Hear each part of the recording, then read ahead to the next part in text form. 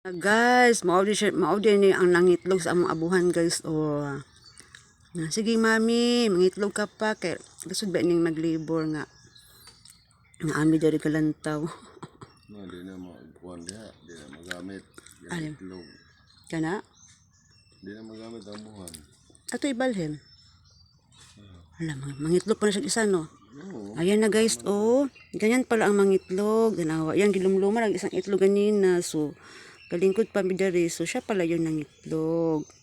Sige. Ang itlog dito katong itom, katong din silubyo puno ano tong ikaduha. Wala, wala na pisa. Ano man? Wanan man. Ano itong itlog? Baho. Wala sayang nga, oy. So, dapat mangitlog sila sa may atop. Kanang hindi maulanan. Naluya, ito, oy. Mga baho lang itlog daghang kayo. So, dapat kinuha na lang natin yung itlog pala, no?